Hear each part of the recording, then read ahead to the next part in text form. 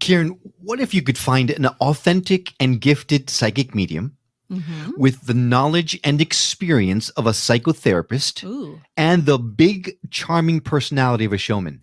I think all of my problems might be solved. Would you be excited? I would be. Then get excited, because that is exactly what we have on the show today. And he's going to help us understand what it takes to achieve deep emotional healing, radical spiritual awakenings, and the keys to making everything we attempt in life work.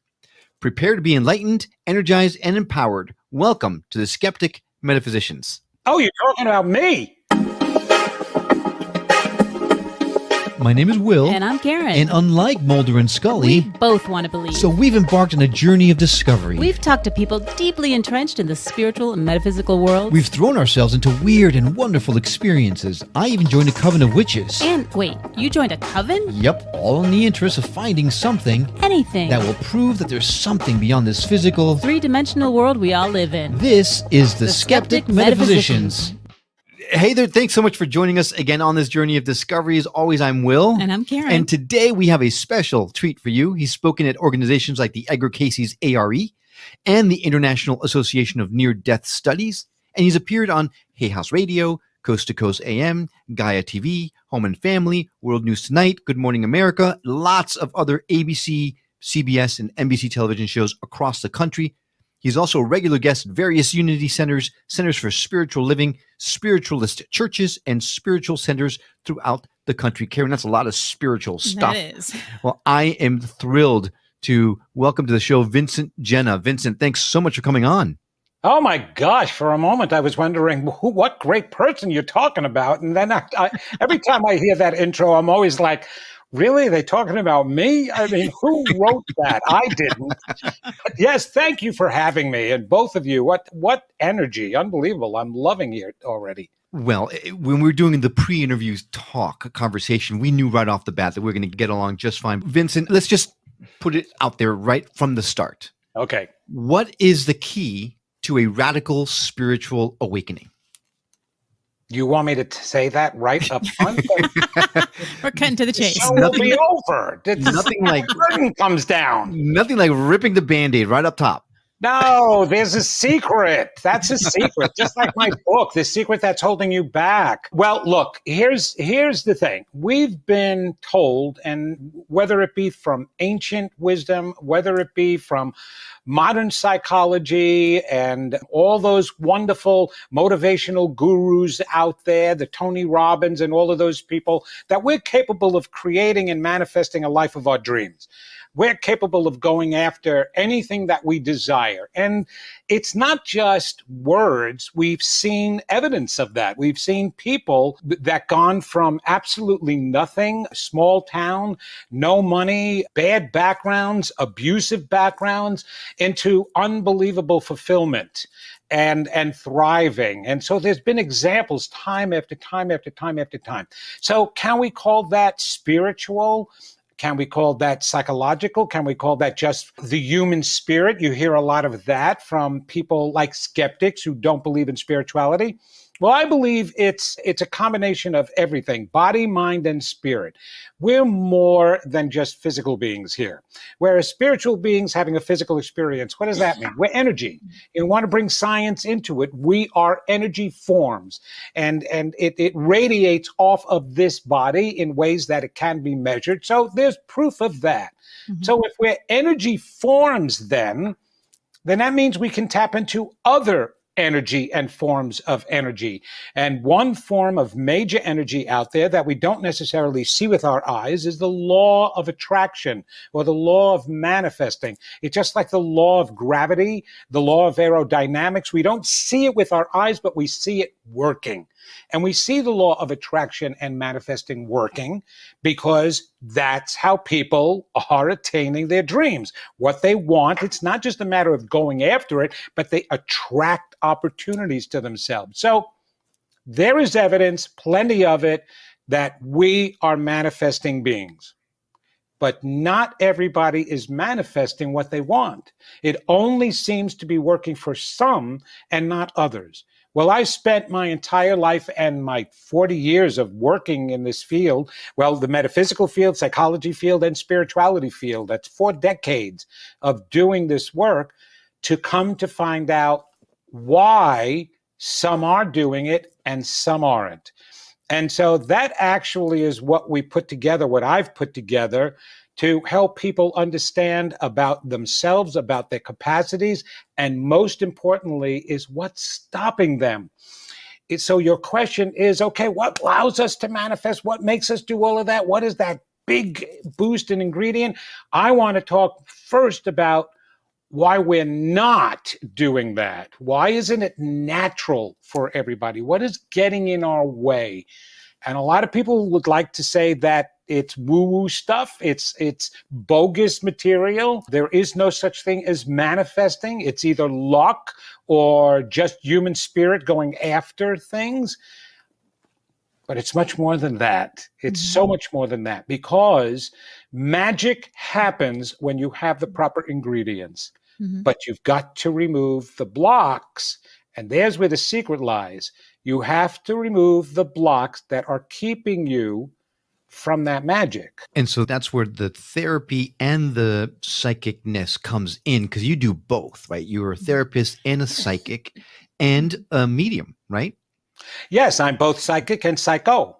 I said that earlier. And legitimately, no, I first became a psychic. This happened to me back when I was 28 years old. It's an incredible story, actually, and a long one. So to narrow it down, there was an abuser in my life. I was the tormented one in school. I was the bullied one. And there was one character who instigated a lot of that bullying. He was not only the class clown, but he was the favorite jock and famous jock of the school. And so combine that, no matter what he said, everybody did. So he would cause those jocks, the kids, the girls, it didn't matter, no matter who it was, pick on me and abuse me. So I went through all of that.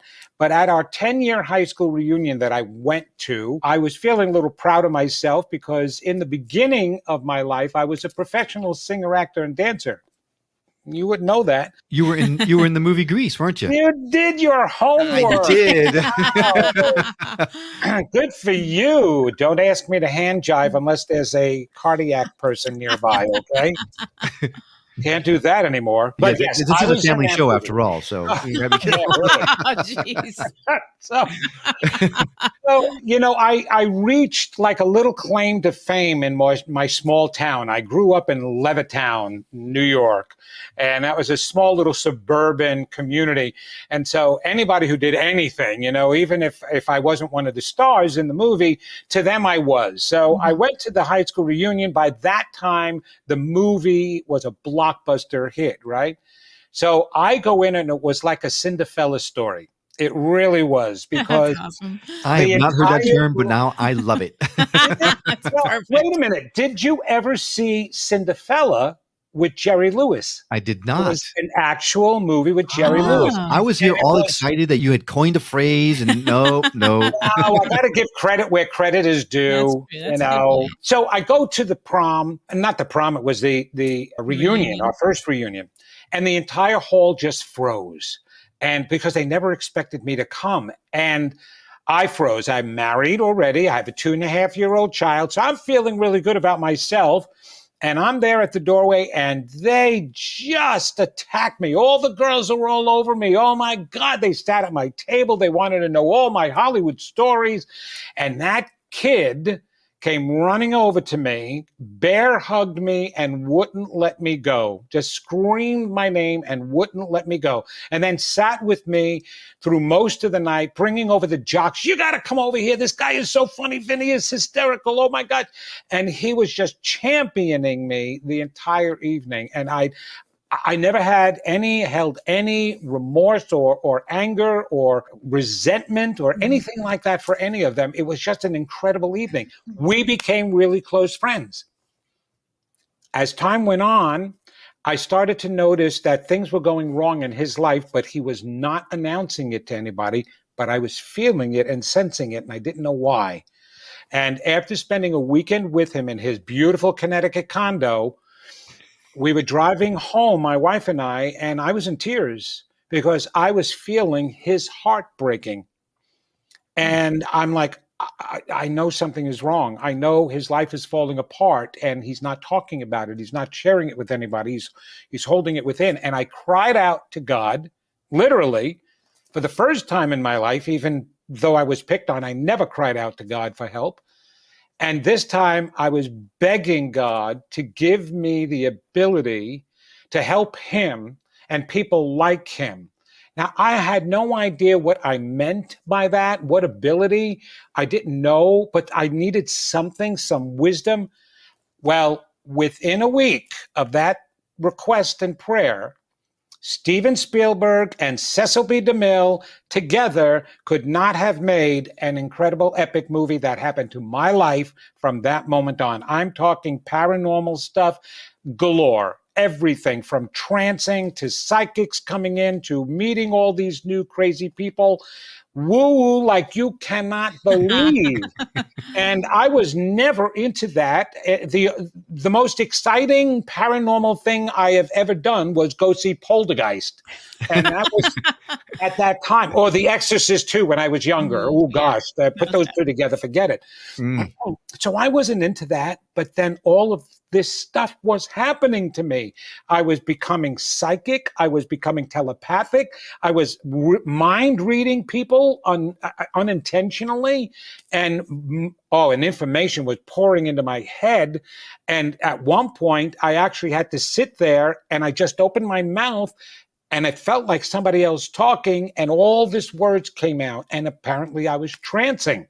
Wow. And so thank goodness my wife, my angel, she had been with me since I was 17 years old. And this happened at 28 years old. So she knew me and she knew what I knew and what I didn't know. And so when this was happening, she realized something was going on. And that's how it all began, the psychic part. But I didn't want to be a psychic. Those were crazy people who lived in California. And they still do, by the way. I mean, well, I was going to ask you, when all of this was happening, did you feel like you were losing it or did you just know? No, I thought I was nuts. plain English. And then they, the biggest thing that concerned me, and even till to today, I will always question myself because I was wondering, was this something dramatic I was creating because I needed it? Mm-hmm. And because of all that abuse, and I wanted to be a professional singer, actor, and dancer, but then I was going, but this had nothing to do with that. And how is this going to make me famous if I was using it for that? Because again, I was unaware of the field. So I was unaware of the people who were out there involved already that may have names or things like that. It scared me. So I didn't know how to take it. I didn't know if I was making it up. I didn't know if it was real. And again, thank goodness my wife was there and she was like, something's going on, Vinny, and we need to find out what it is. So I was told through all of this and through other people that I would be directed and meet the people who would help guide me in all of this. And I'm sitting in a doctor's office. I had an appointment. It was shortly after my first crazy paranormal experience with my wife. We're sitting there. We're talking about the whole thing really low. We didn't want anybody to hear. It's just like, do you believe what happened last night? That was crazy. And I'm going out here. And there's a woman that I didn't realize that was sitting next to us listening. And she interrupts. She says, excuse me, forgive me, but I couldn't help but overhear what you were talking about. And I feel the need and responsibility to help you. You are not going crazy. And she then started talking about her experiences, her connection with Edgar Casey and the ARE in Virginia Beach. And I'm like, are you kidding me? So I'm not going nuts. She says, no, you're not going nuts. And the messengers have to be awoken. And apparently you're a messenger is what she said to me. I'm a messenger. Oh my God, I wanted to be a singer, actor, and dancer. Like, do messengers win Academy Awards? I don't know. But the guidance kept coming and I had to listen to it. Even though I was dragging my feet, I had to listen to it because it was something very positive. And more importantly, the information was so pure, so loving, so compassionate for the world, I couldn't ignore it. Mm. And so I just kept studying. I studied education material. I started researching other material. My library is filled with hundreds of books that I just had to grab, read, even parts of them. I didn't finish every book, but I kept getting material. We would go to the library or a bookstore. And boy, back in those days, remember, this is in the 80s, the early 80s. So the spirituality section of the bookstore was called the occult section. That's right. Yep. And That's right. so you go to the bookstore in your local neighborhood, you're like looking around the corner to see, is anybody looking at us down this aisle? And we would pick up randomly books off of the shelves, the teachings of the masters of the Far East, the Bhagavad Gita, and we would just thumb through it. And all of a sudden, I'd come to paragraphs of words I said during my trancing or the downloading. Wow. Oh my gosh, I Wow. said this. It's written word for word, written in here. And so we knew I never read any of that material. So that's what started to validate my experience. Sure. Mhm. And now, almost 40 years later, thousands of people all over the world has validated it for me, which is why I wrote the book I wrote, because we are meant to create what we desire. That's how we experience ourselves here in this world. But there are things that we experience that got in our ways and anomalies that go on in the brain to help protect us from those experiences.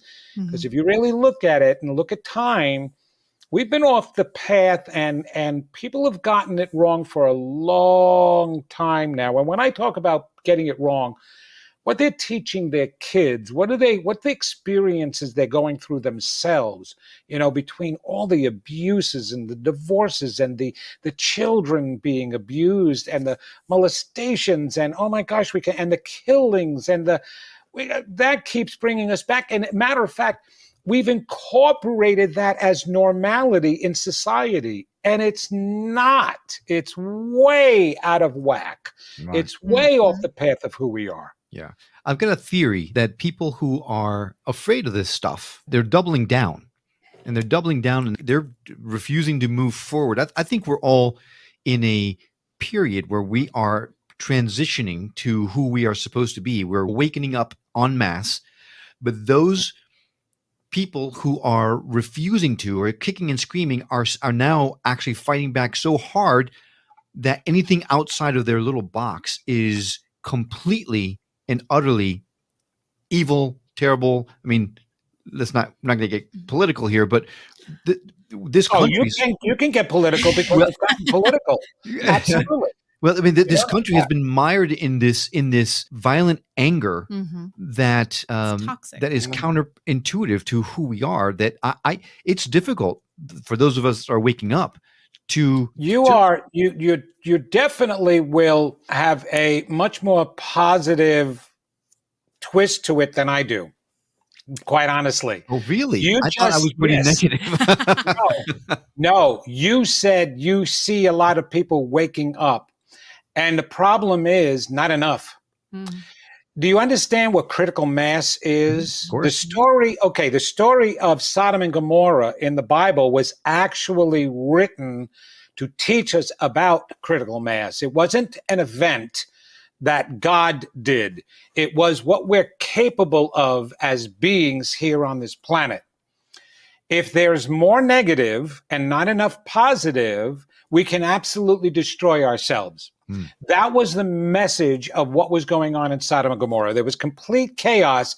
There was complete anarchy, spiritual and emotional and morality anarchy. Oh my goodness, kind of what's going on today. Oh, okay. Oh God, no.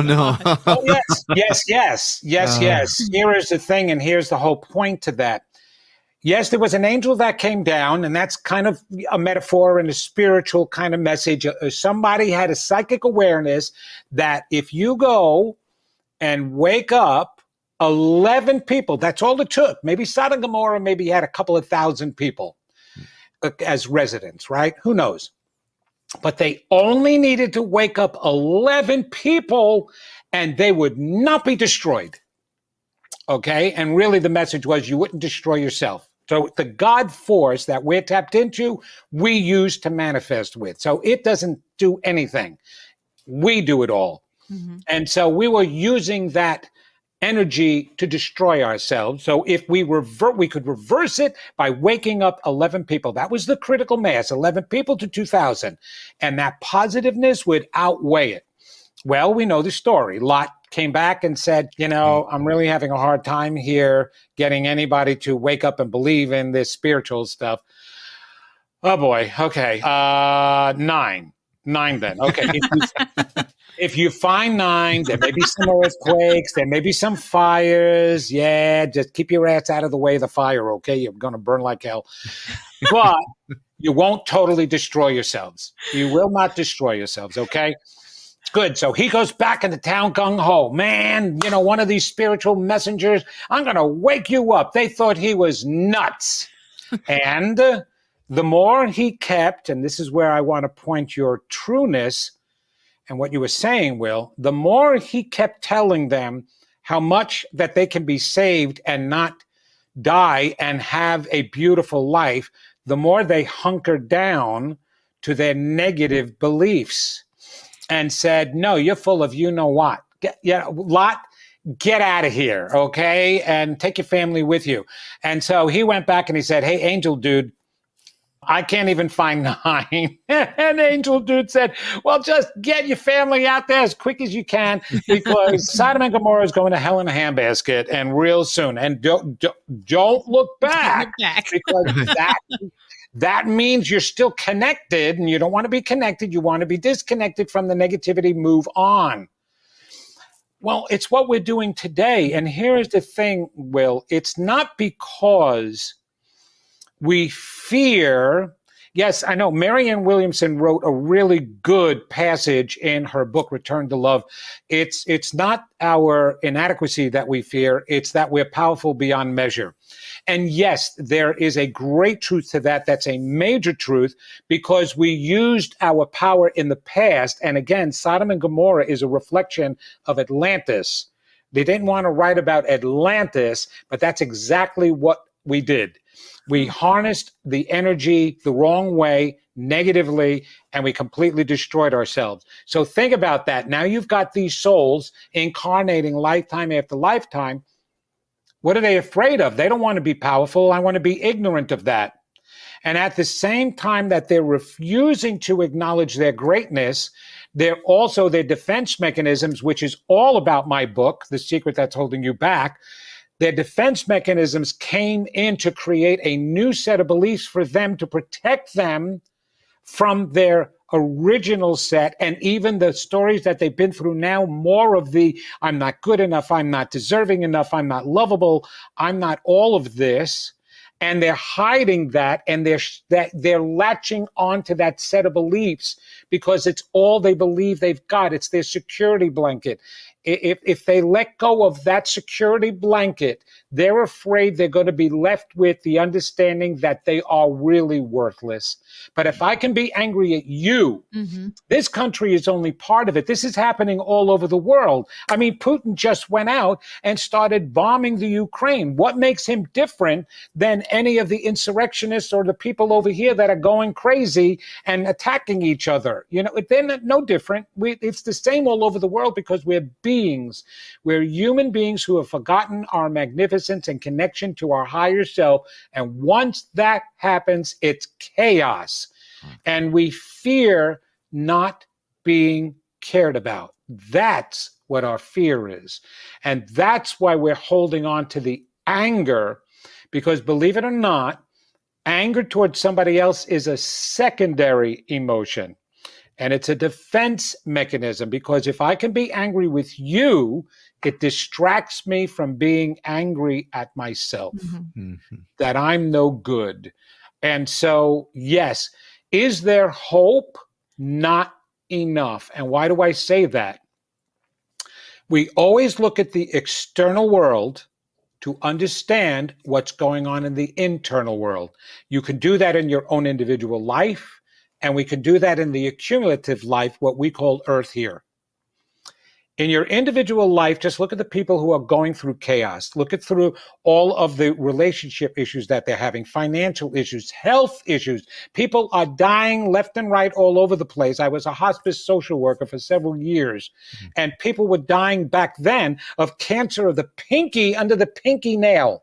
That's how one of my patients died.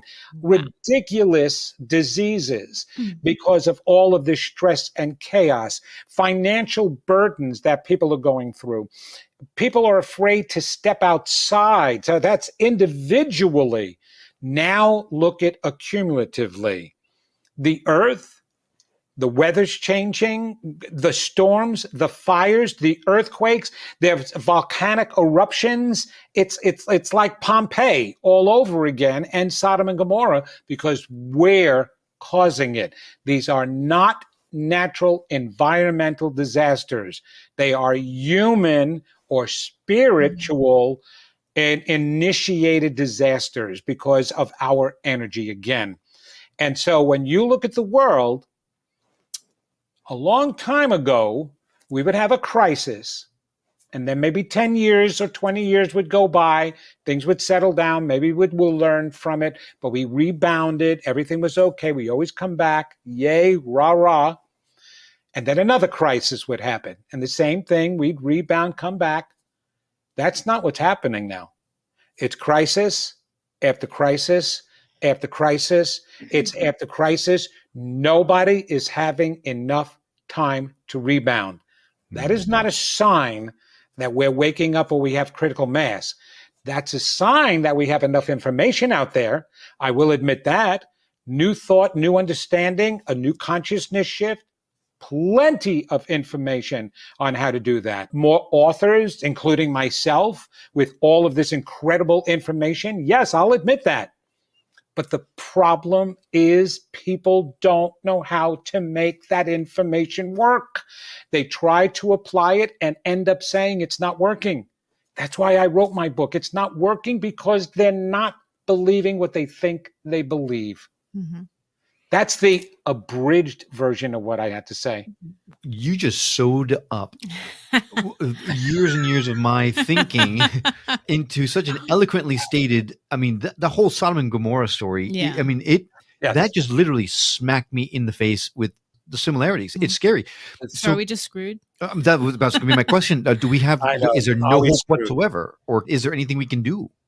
My colleagues, I have many colleagues that like the pretty pictures because people like the pretty pictures. They call it hope.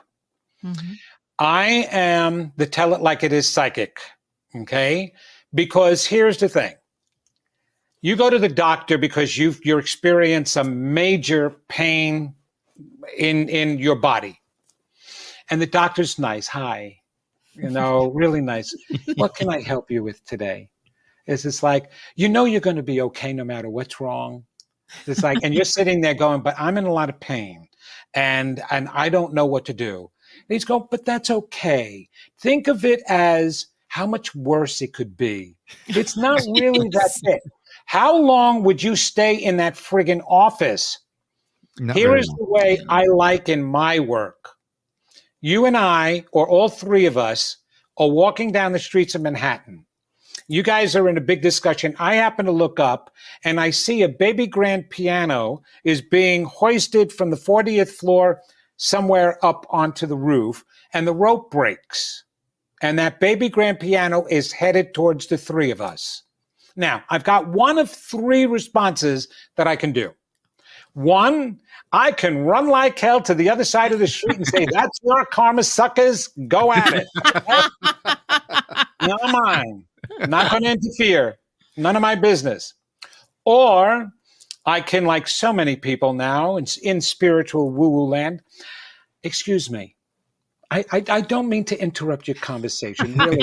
I don't have the right to influence any part of your life, but I just want to let you know, before I even complete half that phrase, you'll be dead and me with you. Right. Or I can grab you by the friggin' shoulders and throw you out of the way with me. Now, in the process, you may land on the ground and sprain your wrist or even break an ankle, but I've saved your friggin' life. So, how would you like me to work with you now? Do you want me to tell it like it is? Yeah, no, I'm Team Vincent. Oh, yeah. Okay. Then understand right now we're going to hell in a handbasket unless, and here is the great part about that, we have the resources now to do the work. Stop being so damn afraid to face yourself, because I got a surprise for everybody who's listening.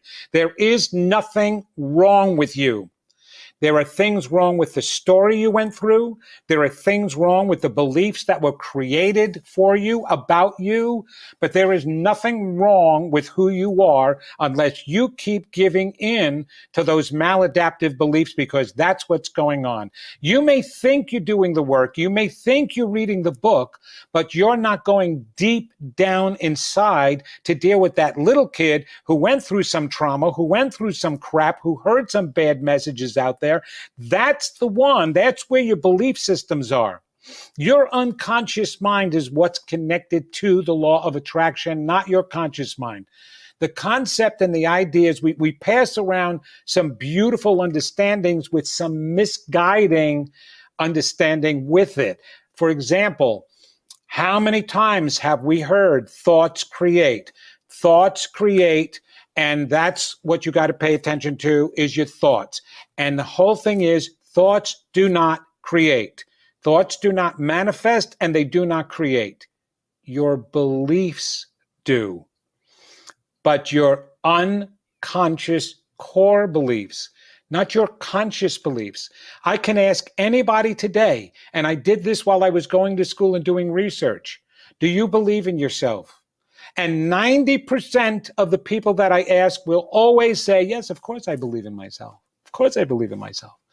And then when I did some research, and I wrote about this in my book, I did further research, and I started to probe and ask them questions about their lives, about their relationships, about their past. And they were all fairly negative, all different ranges of that negativity. And so then when I confronted them again with all of that, do you really think you believe in yourself? And they'll go, no, I guess I don't. I guess I don't. I didn't realize it. That's right. You didn't realize it because your brain purposely created defense mechanisms so that you can function in your life. But you are a spiritual being. You're not here to function. You're here to thrive. And I want people to thrive, because functioning is not working, because that's what's going on out there. Because you've got one group of people who believe that the way to function is to destroy or to control this group of people over here. And that's not the way it works. You can't even control yourself, and you're trying to control somebody else. It's about learning how to get rid of those inner, deep down, self-denigrating beliefs. So you have to face what needs to be healed, and what needs to be healed doesn't look pretty, but doing the work is the most beneficial work. This is how we save ourselves and save the world. Do the work to thrive, to finally go after your dreams. And if you don't know your dreams, doing the work will release your dreams and make them conscious. You unconsciously suppress them because it's very painful to think you can't achieve your dreams because you're worthless. So you hide them, but they're in there. Everybody comes in with a purpose, because we're here to experience ourselves and all that we know, all that what's ingrained inside, all of our abilities. And one of the best ways of doing that is by having a purpose, having a dream, and pursuing it. So everybody has one, but everybody also has a story that maybe has hindered and impeded that attempt. Mm. I just got off the phone with a couple of clients today. Every time I talk to people, every time, it doesn't fail that I cannot even begin to write the stories of what people have been through, what they've been through. Yeah. And I'm like, no wonder why you're not going after your life. No wonder why you're not going after your knight in shining armor or your princess or better finances or better health. There isn't an ounce of you who believes in you. You have to. And what you're saying makes a lot of sense. It seems like the more people need it, the less people do the work, right? So what you're saying really resonates with Karen and I tremendously. It really is going to resonate with most of the people listening to the show right now, I would say. The question is, though, how do we get that message to sink in to those knuckleheads who really need to take a look at themselves, that are trying to control everything out there, that aren't willing to look at anything outside of the Sodom and Gomorrah? Yeah, I know. That's an excellent question. And people ask me that all the time. How do we get it to sink into them? By letting it sink into us first. Because there's a major reason. Why do teenagers and kids rebel? Why do they go against their parents? You know why? It's acceptable. And a matter of fact, it's part of when I was in the field of psychology and we were doing developmental psychology, it's part of the understanding of, what they're going to rebel at some point or another, because that's just part of the process. No, it's not. Why is it part of the process?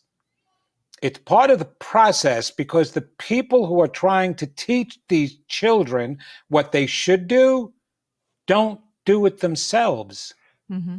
So why should people on the street listen to us when we're not even walking our own talk? And when you walk your own talk, think of the spiritual leaders in the world.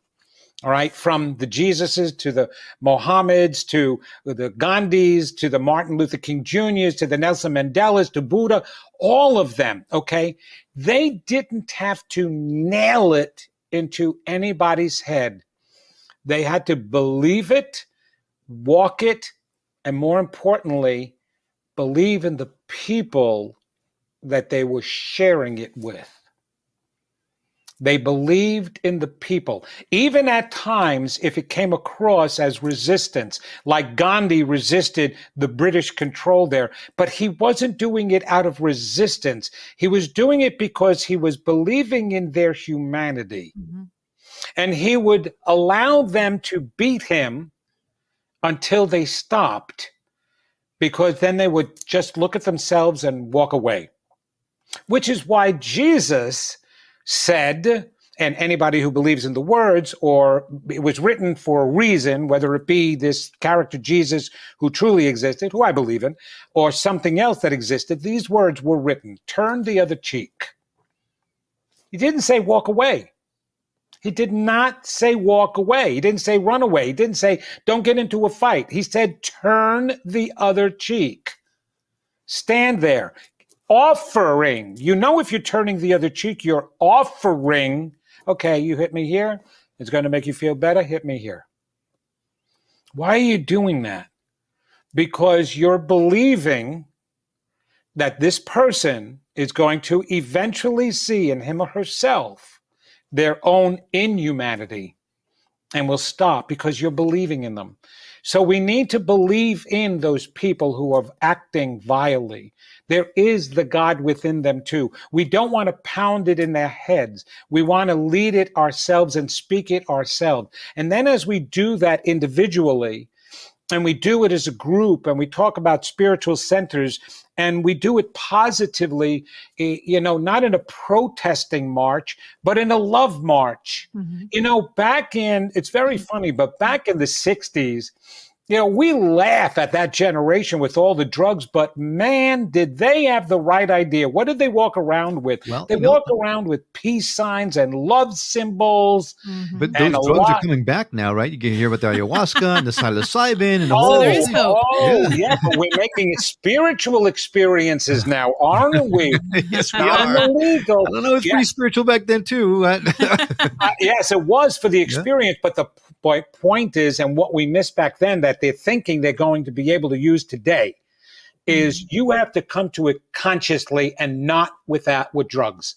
And no drug makes you more evolved. I don't care. And I know there are people who go through the ayahuasca experiences. They're vomiting all over the place and they think they're vomiting up their blockages. And I'm like, no, you're vomiting up an entire week of dinner. And if my Italian grandmother saw that, she would curse you, okay? She spent a lot of time making that pasta. And now you're taking this stupid stuff because you can't consciously let go. Yeah. Right. Everything has to be conscious. Otherwise, why are we here? We could have stayed on the other side and just experience our spiritual side and go, oh, everything is hunky-dory. But we're not. We're here because we want to understand what we know. And a drug can't do that. A choice can. But yes, we have to do the marches and the gatherings with love and peace. And you know what happens? The outsiders, the ones that start, look at those people. They're all hippies. They're all drug addicts. And then there's the other ones who are going, yeah, but they look like they're feeling so good. And I feel so bad in my life. I'm just going to go see how they're doing that. I just got to go join them. And all of a sudden that group gets bigger and bigger and bigger and bigger. And we find 11 people. And all you do is find 11 people that way. But you have to start with yourself. It's the most powerful thing. The other thing I would like to say, in addition to this, people have asked me, what can we do to help in a way, rather than teach them, okay, with everything that's going on, the shootings and the parents that, oh my gosh, that are so, distraught over what's going on, the people in the Ukraine, how can I help over here? I'm just over here in the United States. I'm here in North Carolina. Okay, because we're all energies, we're also all connected. So number one, you have to add to the positive energy pool, not the negative energy pool. Anything that you do in your own life that's negative is going to keep feeding not only your negative pool, but the world's negative pool. So first, do something positive. It doesn't make a difference what it is. For your family, for friends, for a complete stranger. But now go one step further. If the initial reason why people are acting out, and they are acting out because their inner child is hurt, is because they don't believe they're worthy, they don't believe they're lovable. These are the true feelings that people are carrying, that they're hiding with those defense mechanisms. I spell it out in my book there. Make someone feel good about him or herself. So, yes, you get a lot of kindness, acts of kindness that are out there that are fabulous, but take a moment to tell that person why you're doing an act of kindness. So when you're at Starbucks and you're getting a coffee and you want to pick up the guy's coffee behind you or the woman's coffee behind you, turn around and say, I want to get your coffee because you're worth it and I care about you. And pay for the coffee and leave. Before he hits you. Before he hits you, because he thinks you're crazy. or hits you up for some of their expensive donuts and food. Right. Can I get a pound of coffee too while you're at it? No. The point is, when I do my work, I don't do it to get praise. I do it because I want people to get to feel what I got to feel about myself. But when they turn around and they write me and they tell me, you've changed my life, I get that consistently. My book, I'm getting accolades on that like crazy from people. And I cannot tell you how much that feeds me. That's my positive energy pool. I made my brother, my sister feel good about him or herself. That is why I love Neil Donald Walsh's Conversations with God series, right? That's my favorite. That's it. That's my Bible. No, absolutely. Well, in book 1, God turns around and says to Neil, I wish everybody down on your planet was selfish, truly selfish, because if they were, they don't understand that they would be doing for their neighbors more than they know because of how good it makes them feel. The word selfish that we use today is completely non-existent because people are not selfish, because they don't do for themselves. Because if they did do for themselves, they would be taking care of themselves more. They would be taking care of each other more because of how wonderful that feels. They're just trying to survive. That has nothing to do with selfishness. They're not thinking about themselves at all. So when I help people like that, it's remarkable feeling. So all you have to do then is let one person feel like that, and that lets them carry, and it affects another person who affects another person.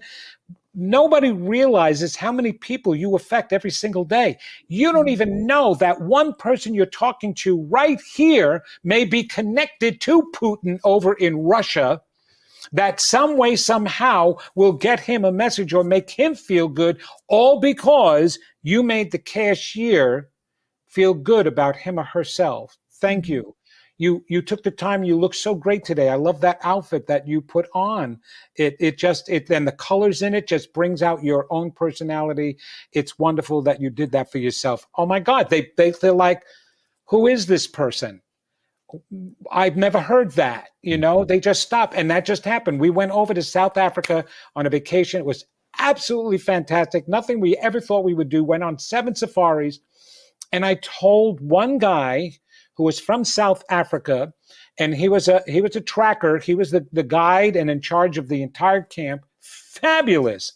And I told him how incredible he made our experience, my wife and I, not just because of the knowledge that he had, but because he cared enough to share more than he even needed to. He cared about us. And he had this man built like you can't believe, like he looks like an Aussie from Australia down under, one of those guys. He started crying and he hugged me and he looked at his wife. He said, nobody has ever made me feel like that. And I'm like, are you kidding me? You'd absolutely deserve that. I'm sorry you have not felt that way. That is such a difference. And so that fed his energy pool. And that's how we can help each other, is make each other feel good, because too much crap has made us feel bad. Vincent, I listen to every one of my shows when we release them. Every single one of my shows. I listen to them exactly once, just for quality control. I know that this show, once we release it, I'm going to have on autoplay over and over again, because the messages that you are giving us are so basic and yet so profound. Yeah. It's exactly what we needed to hear today. We didn't even have to ask anything. It was great. I know. We just keep talking. Sit back and absorb the information. Yeah. This is perfect. This is wonderful. I know, but I don't want to make my host feel bad. It's like, why am I here? Not at all. No, we are not those hosts. We want you to share your expertise. I so appreciate that in the both of you. And you have to understand, and I'm not saying this just to make you feel good, but the work that you're doing without you, you ask, how do we get it into people's head? How do we this is what you're doing. You're getting it into people's head.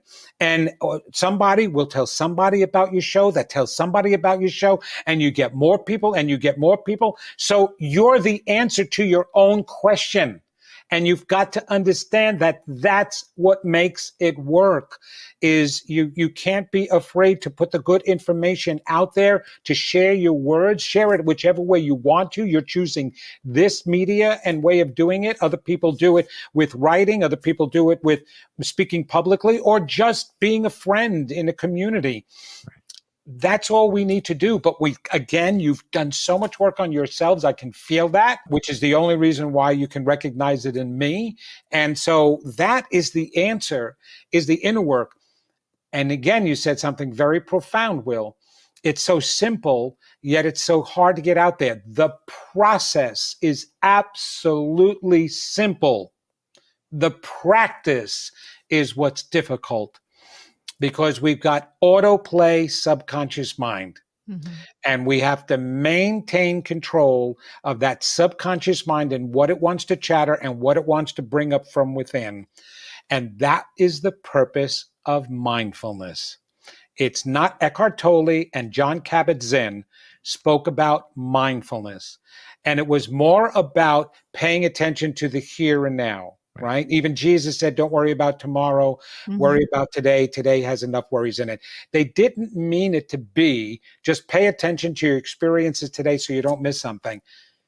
They meant it to be pay attention to your experiences and your thoughts and feelings today, because it's in today that you can change any of them that you don't like. But if you're not paying attention, you can't change them. They become automatic and you just become responsive. So the work is paying attention. I write that so much. I said that is step one, is pay attention to your thoughts and feelings, catch the negative ones instantaneously, turn them around and change them so you don't keep automatically believing in the negative. And that starts with your negative self-beliefs. Yep. And you've touched on conversations with God already. You've touched on now Eckhart Tolle, which I'm reading right now, The Power of Now, right? So it's all these things that are resonating so clearly. Now, I got to ask you, will you come back? Will you come talk to us again? Because Wait a minute. I could I gotta listen leave? well, no, you don't have to leave, but we do, because we got to, you can stay here if you want. No, I know. Oh my God. Anytime. I could listen to you all day long. And in fact, anyone who wants to listen to you can by listening to the Jenna Effect, right? You've got a show on your own that you talk about all this kind of stuff on. So I invite everyone to subscribe to that show, because if you liked the messages that Vincent gave us today, you're going to love the Jenna Effect. And even more so, his book is called The Secret That's Holding You Back. It was just released here in late June, and it is bound to become a classic.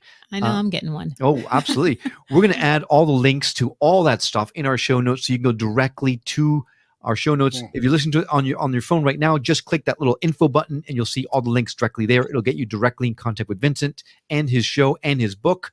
If you're listening to this on a radio, just go to skepticmetaphysician.com, go to his episode page, and you'll see everything right there as well.